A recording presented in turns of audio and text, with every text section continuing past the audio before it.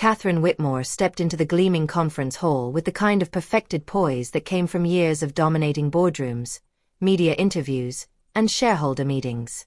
The hall buzzed with the low hum of anticipation, investors gathering, journalists quietly adjusting cameras, analysts tapping notes into tablets as stock tickers scrolled volatile numbers across towering LED walls.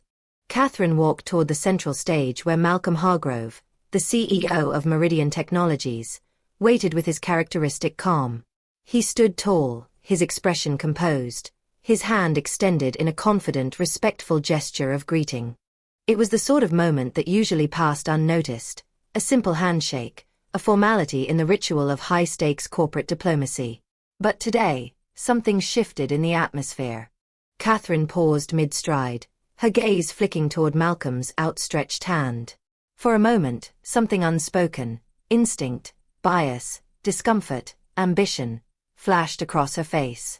Cameras clicked, a few heads turned, and then, in a millisecond that stretched into a silent eternity, she pulled her hand back. The refusal was slight but unmistakable.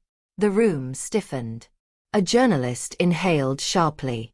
Malcolm's expression didn't falter, but the quiet, controlled disappointment behind his eyes was visible to anyone paying attention.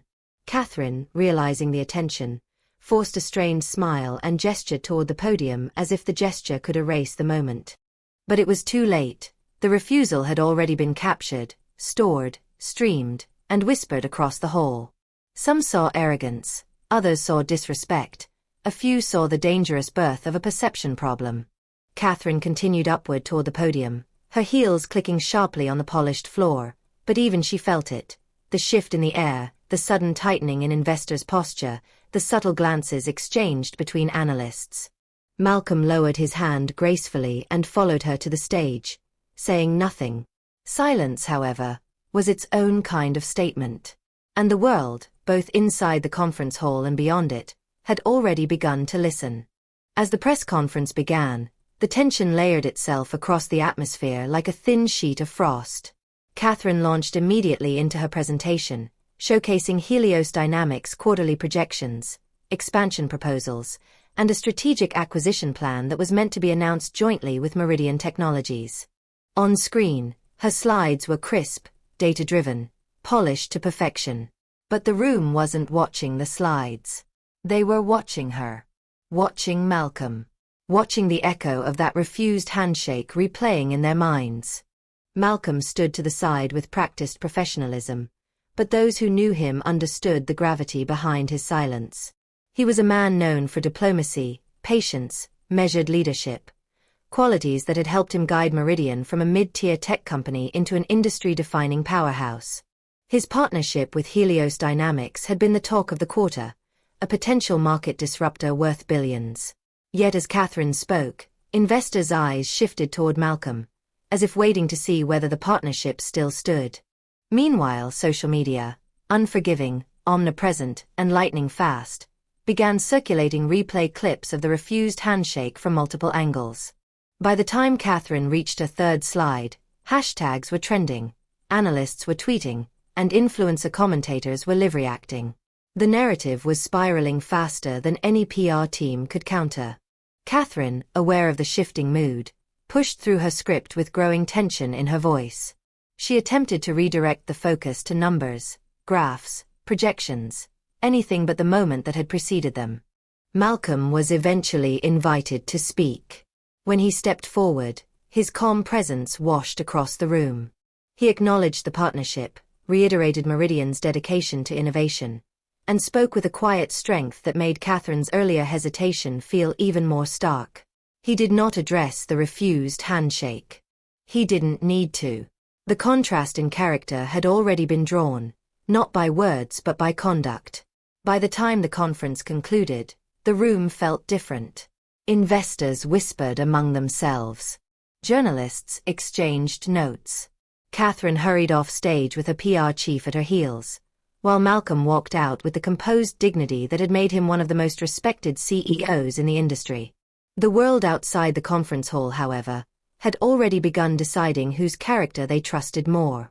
The fallout began quietly at first, an analyst's skeptical comment on a morning financial show, a columnist's sharp critique about leadership optics, a fragment of the handshake clip appearing in an opinion piece discussing corporate culture and unconscious bias.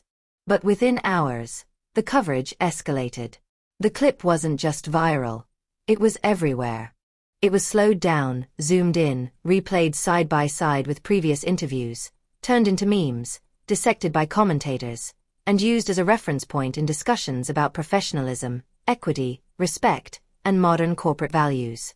Helios Dynamics' PR department scrambled to release a neutral statement, insisting the moment was a miscommunication, but the internet wasn't buying it. Investors weren't buying it. Major funds began pulling back. Analysts revised their risk assessments. Whispers of instability grew as Helios' largest institutional investors requested emergency meetings. Meanwhile, Meridian Technologies saw a sudden surge in positive coverage. Malcolm's calm, respectful reaction became a symbol of composure and leadership. A business podcast titled him, "The CEO Who Kept His Dignity When the Room Forgot Theirs." Other CEOs voiced public support, not through coordinated campaigns but through subtle signals. Liking a post, making a comment about respectful leadership, or sharing clips praising Malcolm's professionalism. Catherine felt the ground shifting beneath her. She had been preparing to leverage the partnership with Meridian to solidify her legacy. Instead, she had become the unintended face of disrespect and corporate arrogance. Her board began sending carefully worded emails about addressing the optics issue, sponsors requested clarification, and internal staff whispered about the situation in hallways and Slack channels. The handshake moment, once so small, had become an uncontrollable wildfire fueled by perception, narrative, and public sentiment. Catherine tried to issue a personal apology, but Malcolm, ever the professional, responded with a brief acknowledgement and no further comment. That silence spoke louder than any corporate press release. And the world noticed. By the next morning, the consequences hit with ferocity. The stock market opened with a sell-off so sharp it sliced through Helios Dynamics' valuation like a falling guillotine. Red lines bled across the screens as the ticker for HLX dove downward. In the first 40 minutes, Helios had lost nearly $900 million in market cap. By noon, financial networks had switched into crisis coverage mode.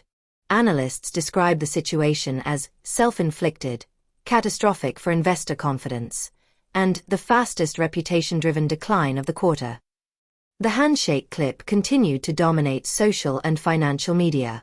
A viral op-ed titled "Respect is a Currency," and "Helios just went bankrupt" gained millions of views. International publications picked up the story.